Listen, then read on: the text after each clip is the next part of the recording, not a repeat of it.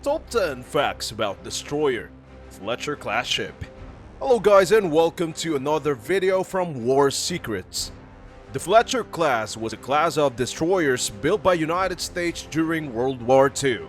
The class was designed in 1939 as a result of dissatisfaction with the earlier destroyer leader types of the Porter and Somers class. The United States Navy commissioned 175 Fletcher class destroyers between 1942 and 1944, more than any other destroyer class, and the design was generally regarded as highly successful. Some even went on to serve during the Korean and into the Vietnam War. In this video, we have compiled the top 10 facts about Destrоyer Fletsher class ship. Watch the video till the end to know all about this destroyer ship and what makes it so successful during World War II. Just before we start our top 10 facts, don't forget to subscribe to our channel and press that bell icon so we keep bringing you some awesome content. So without further ado, let's begin. Number 10. Design. The Fletcher class destroyers were authorized as part of the 1941-42 shipbuilding program. They incorporated many lessons learned from the earlier class of destroyers built during the 1930s and in the earlier stages of World War II, particularly relating to stability and sea-keeping ability. During 1930s, the Navy had produced a succession of step-deck destroyer designs with raised forecastles. But the Fletcher class reverted to a flush-deck design like the destroyers of World War I. Most of the ships were initially assigned to the Pacific Fleet, where they were to play a major role in the war. Its length was about 377 feet, and its beam was almost 40 feet wide at the widest point. The D called for about 2,100 tons, but with wartime armament additions, a more accurate figure was close to 2,800 tons. Number 9. Top speed. Its top speed was 35 to 37 knots, though the wartime additions and wear and tear, the top speed was usually something less. In only one instance, during the Admiralty Island invasion, did the Fletcher's deck logs reflect a speed of 35 knots. As Fletcher raced back to Pearl Harbor on July 23, 1944 after the shell explosion killed and wounded a number of sailors, the deck logs show a top speed of 33 knots. Its cruising range was about 4,800 nautical miles at 15 knots. With added tonnage for wartime needs, the actual range was likely lesser. Number 8. Single-barrel gun mounts. The Fletcher class ship boasted 5 single-barrel gun mounts. Each mount was fully enclosed and could be positioned and fired automatically or manually if needed.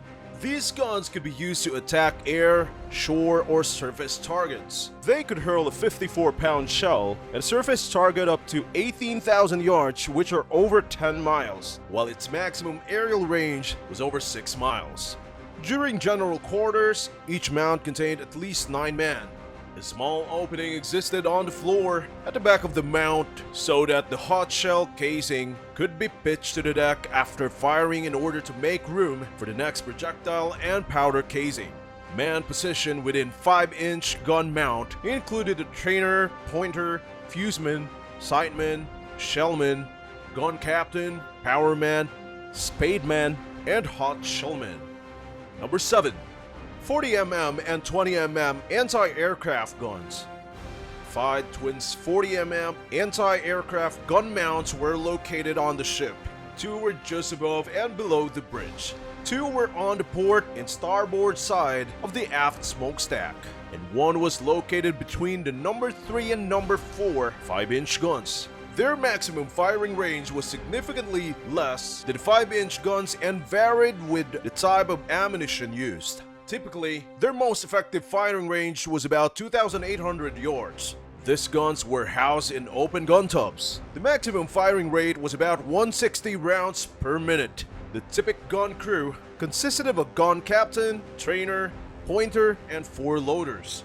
Radar-assisted fighter direction helped to automatically train and fire this gun, though it could be operated manually if needed. After the first hit of the Fletcher on April 6, 1945, the forward 40mm were operated manually. 7 single-barrel 20mm anti-aircraft guns manually operated each capable of firing up to 450 rounds per minute.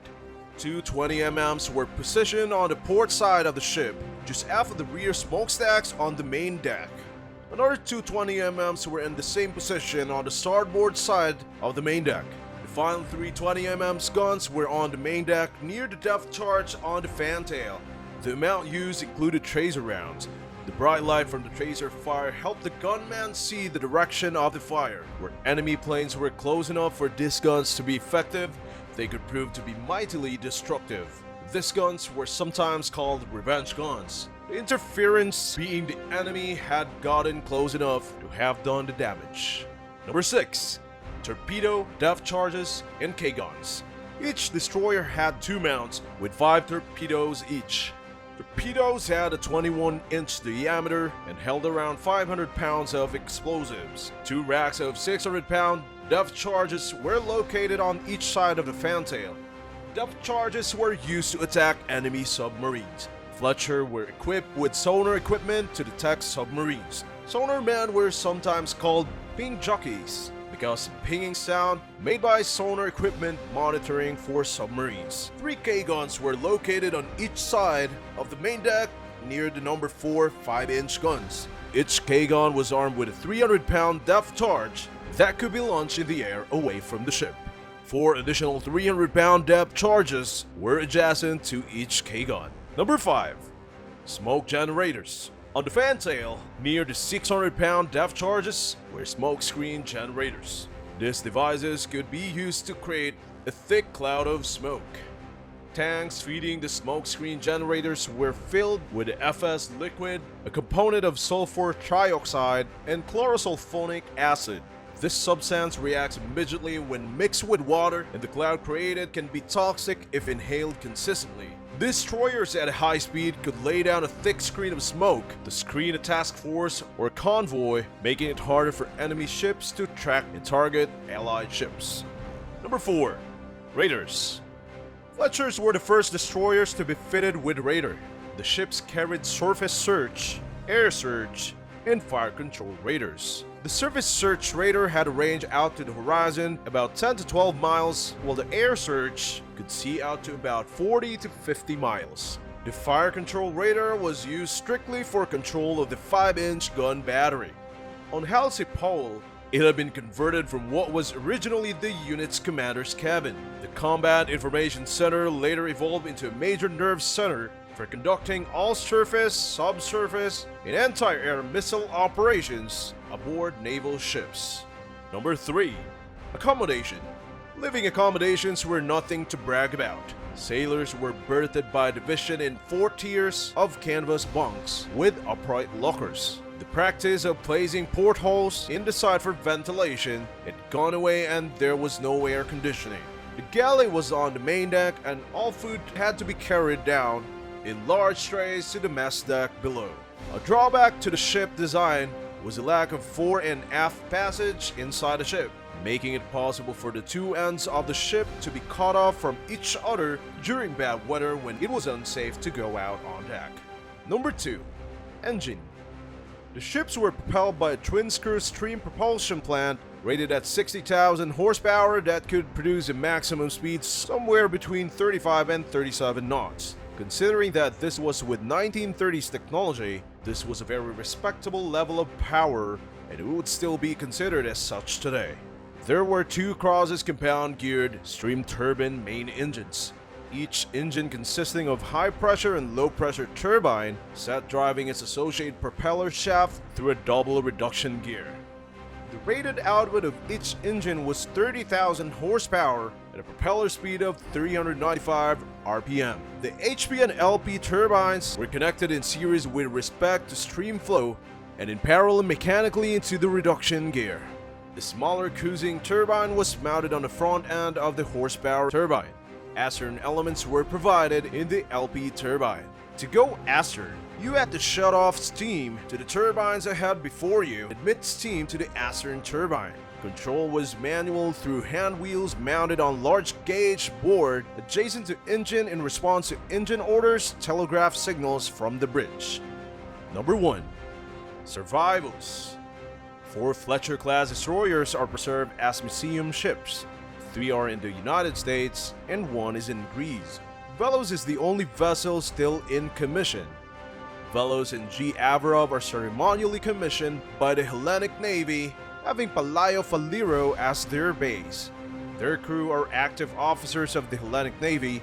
Velos still retains its complete armament and equipment as modernized in 1950s. In September 2019, its crew took her to Thessaloniki for a short 3-month stay.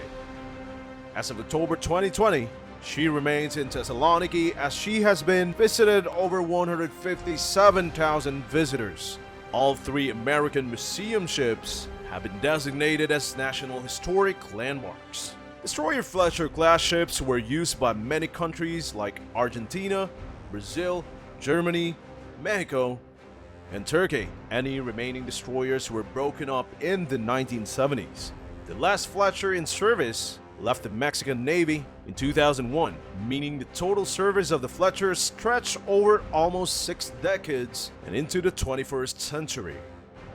This shows how much the destroyer ship was ahead of its time and really was a game changer for the US in the World War II. That's it for today's video. Hope you enjoyed the video. Don't forget to like the video and subscribe to our channel, War Secrets, for more informative videos. See you all in our next video. Later!